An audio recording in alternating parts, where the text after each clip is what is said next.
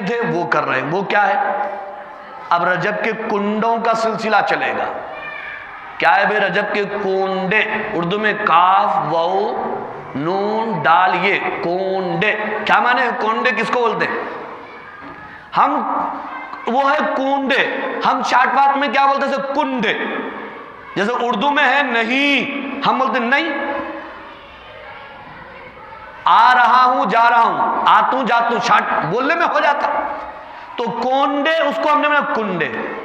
کتاب میں کھول کے دیکھو کونڈوں کا ترجمہ کیا ہے، تو اس میں لکھا ہوا ہے کہ کونڈوں سے مراد وہ ہے جو رجب کی 22 تاریخ کو امام جعفر صادق علیہ الرحمہ کے ایصال ثواب کے لیے مٹی کے برتن میں کوئی میٹھی چیز تیار کر کے رکھی جاتی ہے اور اس پر کچھ پڑھ کر کے تقسیم کیا جاتا ہے. اس کا نام کیا ہے؟ کونڈے. 22 تاریخ کو کیوں کرتے ہیں؟ اب اس کو پوچھے نہیں، امام جعفر صادق علیہ الرحمہ کی یہ تاکید ہے میرے نام پر کرو. تو سوال یہ پیدا ہے انہوں نے کب کہا؟ اس کا ثبوت، اس کی تاریخ کس کتاب میں ہے؟ آپ حضرت امام جعفر صادق علیہ الرحمہ کے بارے میں جانتے ہیں کس کے بیٹے تھے؟ یہ کس کے پوترے تھے؟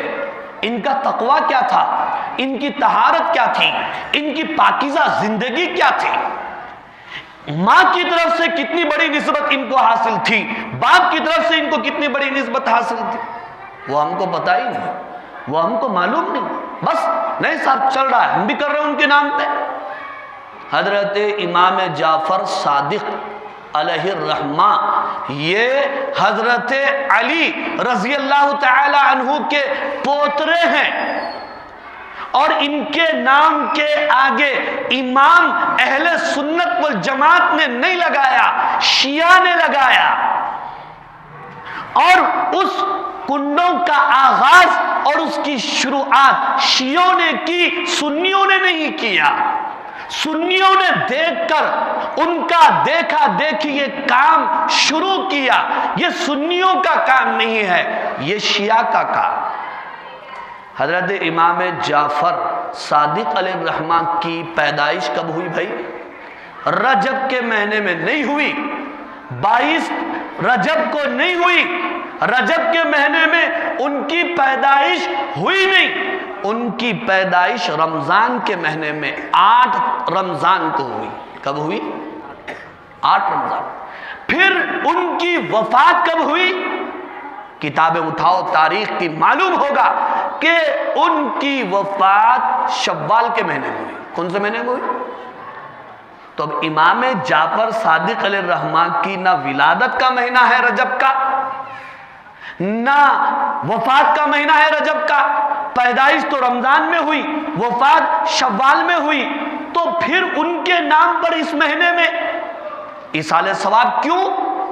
اگر ثواب پہنچانا ہی ہے، بہت محبت ہے، ٹھیک ہیں، وہ اہل بیت کے خاندان سے ہیں، ان سے محبت کرنا وہ ہماری آنکھوں کے سرما ہیں، ہمارے ہیرے ہیں، وہ ہمارے چہیتے ہیں، ان کا مقام ہے، ان کا مرتبہ ہے. حضرت علی کے پوترے ہیں، ہم کو تسلیم ہیں، ہم ان کی عظمت کو سلام کرتے ہیں، ان سے عقیدت رکھتے ہیں. لیکن کرو وہ جو شریعت کے حدود میں،